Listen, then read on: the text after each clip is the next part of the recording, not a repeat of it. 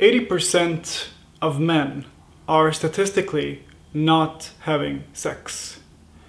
80% of men are invisible to women. Why is this a problem? It is an enormous problem because it breeds perpetual conflict between men as species, and it encourages women to, as they should, follow their nature and go for the men that are better, high-value men and high-performing men. But the conflict that happens in between is deciding whether this is a good mating strategy, and are women shooting themselves in the foot by applying this and going for men that can statistically be with several women rather than be with men that are in their category.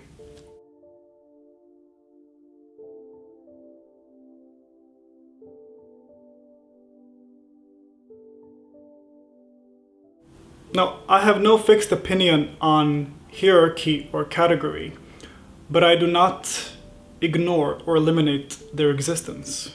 I genuinely believe that there is categorization that we do follow as a species that is quantifiable and measurable, but at the same time that is constantly in flux and moving. This means that if we, for example, use the Pareto distribution, which is 80-20 rule, which is that 20% of, let's say, company does 80% of the work. But within the sexual marketplace, within the intergender and intersex relations, the situation is different because it is not that 20% of men are desired by 80% of women. It is that 100% of women desire 20% of men. And these men are men at the top. Because our sociosexual dynamics differ significantly. Us men go for physical attributes, fertility, youth, and attributes that give qualities to a woman of childbearing in terms of establishing and having a long-term relationship. Whereas for women, due to their social adaptation and how they adapt to society, they choose men that are both attractive and have good socioeconomic standing, which is a very difficult combination to get. But men that do possess these two tends to be high and at the very top of the socio-sexual hierarchy. Should men get better education and should men work on themselves and improve themselves? Yes. Does this mean men should be competitive with each other? Maybe, because as a species, we are between tournament species, which is alpha, beta, and so on, and pair bonding species, which is mating for life. So we are somewhere in between. And the more we evolve as a society and where we are right now, we are approaching that, and we have been fundamentally doing more leaning towards the tournament species. Judging by the statistics and the 80-20 rule and seeing how little and how few men are having sex today. Because it is an enormous problem for men that are below the radar, so to say, to gain exposure and to put themselves out there because their inherent value is related to their sexuality in the same way a woman's is. But the difference between men and women is that women naturally get attention and women naturally have power and influence based on solely their physical attributes. And men do not have that as much because not that many men are attractive. 75% of men are considered obese. And when you look around, you can notice this as well, that men are not taking that good care of themselves. They're not in physical shape. They do not do the work that is necessary for them. And from their side, they're not fulfilling their role, so to say. We can say the same things about women. But the rule that I like to say, and I don't like rules, but I believe this is true based on what I read and what I believe to be life that I've experienced, that a woman is, and a woman really is self-sufficient in a sense, but a man needs to become.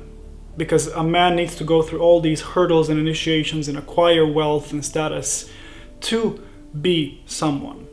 Although I'm personally completely against identity, status, there is an aspect of myself that I acknowledge that is conditioned that says, go for that and pursue that, but not necessarily attached to it.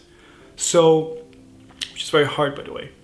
But at the same time, we mustn't eliminate that this is the reality, and this is proven in the dating world today as we know it. Because if we look at the Tinder statistics, and I will do a separate video about this, the statistics on Tinder are that 100% of women on Tinder are basically interested in the 4% of men, while 100% of men on Tinder are interested in basically 85% of the women.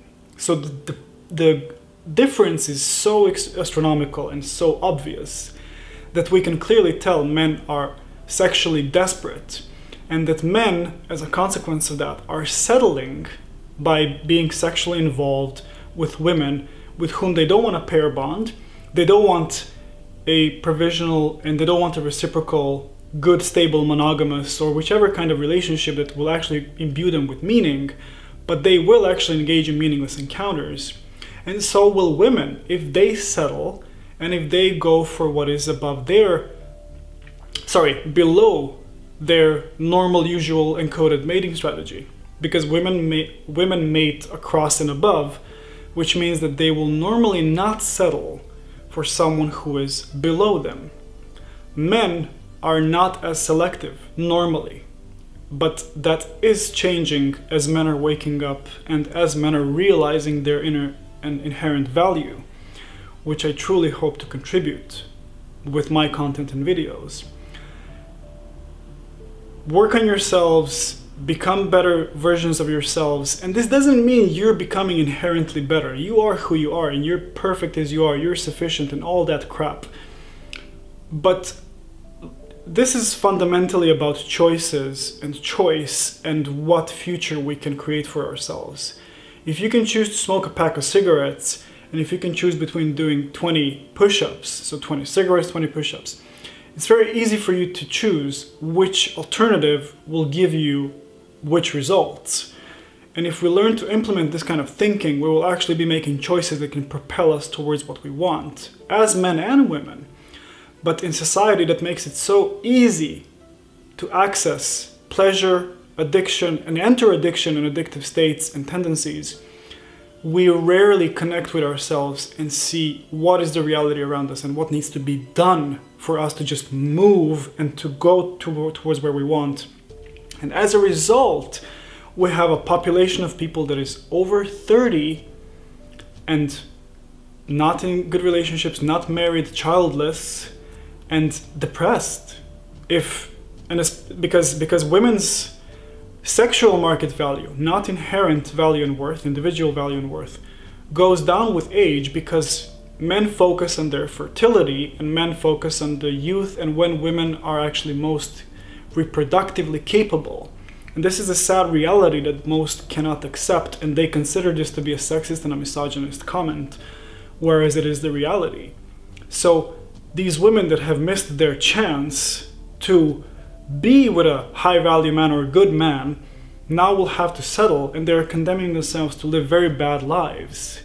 And it's exactly these men, the 80%, remember, that are going to approach these women, and then they will form relationships that are either codependent or that are formed out of necessity to form a nuclear family, settle down, which is not a good practice. We should both work on each other. We should both work on improving ourselves and each other, because we need to work together. And this issue considers us all.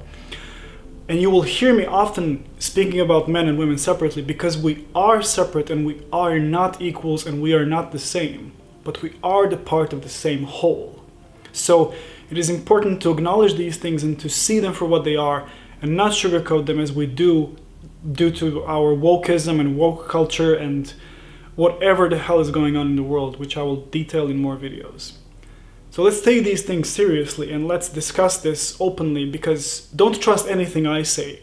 Question everything that I say and take it for yourselves and take it apart and do whatever you need to do with it, because I don't claim to know things. I simply say what I believe to be true in this very moment, and that changes all the time. So, and if I'm wrong, I'm okay acknowledging that I'm wrong. But let's not keep the discussion dead. Let's keep it alive. And let's keep speaking about this so that more people can gain information on how to actually live a good life and what does it mean to live a good life and how do we coexist as men and women. Because I don't think it's that difficult, but we can do it. I'm sure we can. And I believe this is possible. And because everything is possible if we can imagine it and if we can believe in it. But faith is not sufficient for something to be done. Action needs to follow faith. If we believe in ourselves, that has to be proven through our actions. If we believe in someone else and love someone else, that needs to be proven in our actions. So it is a good relationship starts with oneself. So men, get your shit together, improve yourselves. Women, get your shit together, improve yourselves. And how you do that is idiosyncratic and unique to you. So no one should tell you how you should behave and what you should do. We can only show each other what is right for us on our own example. And that is exactly what I'm aiming to do right now, hoping that I'm reaching you and getting to you. And well, that was quite a rant. So that took quite some time.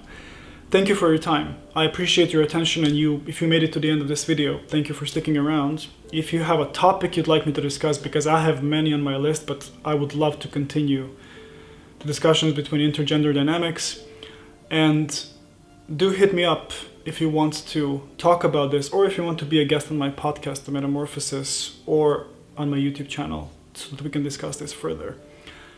Thank you for your time, and thank you for wanting to improve yourselves, because you're doing this for yourselves. And see you in the next video. Take care. Bye.